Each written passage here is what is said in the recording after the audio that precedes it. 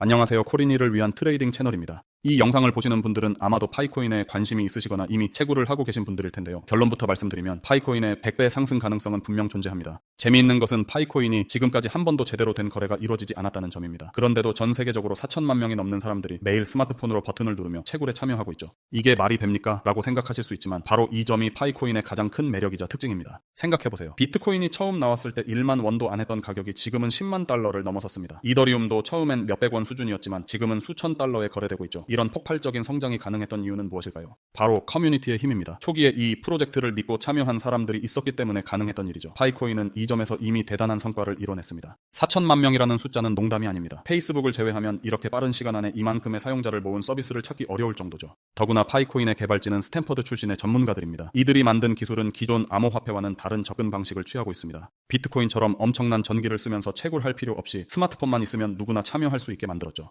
아니 그래서 도대체 100배가 가능하냐 안 가능하냐고요. 많은 분들이 이런 생각을 하고 계실 텐데요. 잠시 상상을 해보시죠. 여러분의 스마트폰에 설치된 카카오톡을 떠올려보세요. 카카오톡이 처음 나왔을 때 이게 뭐야? 라고 생각하신 분들도 많았을 겁니다. 하지만 지금은 어떻습니까? 하루라도 카카오톡 없이 살 수 있으신가요? 실제로 메인넷 출시와 함께 100개가 넘는 앱이 준비되고 있다고 하는데요. 만약 이 중에서 단 하나라도 동남아에서 뜨는 킬러 앱이 나온다면 그때의 가치는 지금과는 비교도 할 수 없을 겁니다. 하지만 여기서 잠깐 너무 장밋빛 전망만 말씀드린 것 같네요. 위험 요소도 분명히 있습니다. 가장 큰 위험은 대량 매도 가능성입니다. 지금까지 공짜로 모은 코인을 상장되자마자 팔아버리면 어떻게 될까요? 폭포수처럼 쏟아지는 매도 물량을 감당할 수 있을까요? 이건 정말 심각하게 고민해봐야 할 문제입니다. 두 번째로는 기술적 완성도입니다. 아무리 좋은 계획이 있더라도 실제로 수천만 명의 거래를 버그 없이 처리할 수 있을지는 미지수입니다. 카카오톡이 가끔 먹통이 되는 것처럼 파이코인도 기술적 문제를 겪을 수 있죠. 세 번째는 규제 리스크입니다. 이미 베트남에서는 파이 네트워크에 대한 조사가 진행된 바 있습니다. 다른 국가들에서도 비슷한 일이 벌어질 수 있죠. 자, 이제 좀 더 깊이 들어가 보겠습니다. 지금까지 말씀드린 내용들은 사실 파이코인에 관심 있는 분들이라면 누구나 알고 있는 기본적인 내용이었죠. 먼저 파이코인이 채택한 신뢰 그래프 합의 알고리즘에 대해 이야기해보죠. 많은 분들이 이게 그냥 쉽게 채굴할 수 있게 해주는 기술이라고만 생각하시는데 사실 이 기술의 진짜 가치는 따로 있습니다. 바로 소셜 KYC라는 개념인데요. 기존의 암호화폐들은 KYC를 위해 신분증이나 여권 같은 공식 문서를 요구했습니다. 하지만 파이코인은 사용자들의 실제 인간관계를 통해 신원을 검증합니다. 마치 페이스북이 초기에 대학교 이메일을 통해 신원을 확인했던 것처럼요. 이런 방식은 개발도상국이나 공식 신분증이 없는 사람들에게도 금융 서비스를 제공할 수 있게 해줍니다.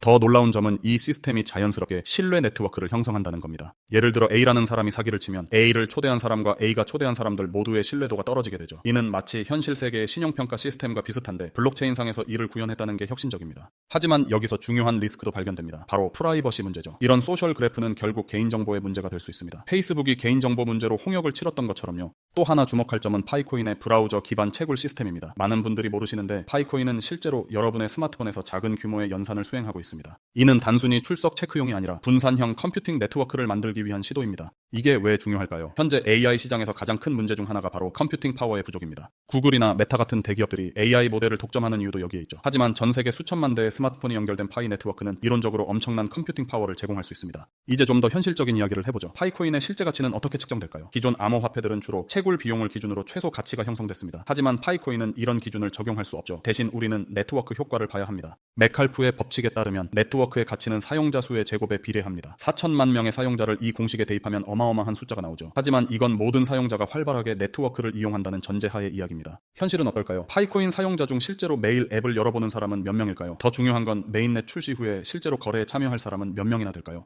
그럼에도 불구하고 파이코인이 가진 가장 큰 기회는 금융 포용성입니다. 전 세계적으로 아직도 20억 명 이상이 은행 계좌조차 없다는 사실 알고 계셨나요? 특히 동남아시아, 아프리카, 남미 같은 지역에서 파이코인은 최초의 금융 서비스가 될 수 있습니다. 여기서 흥미로운 점은 파이코인이 이미 이런 지역에서 강한 사용자 기반을 확보하고 있다는 겁니다. 베트남에서 조사가 진행된 것도 우연이 아닙니다. 이 지역들에서 파이코인은 단순한 투기 수단이 아니라 실제 금융 서비스로 자리 잡을 가능성이 있습니다. 지금까지 암호화폐들이 디지털 금이나 스마트 컨트랙트 플랫폼으로서 가치를 인정받았다면 파이코인은 글로벌 신뢰 네트워크로서의 가치를 인정받아야 합니다. 이는 결코 쉬운 일이 아닙니다. 하지만 만약 성공한다면 그때는 100배도 가능할지도요. 파이코인은 페이스북의 초기 성장 과정과 비교하는 게 더 적절할 것 같네요.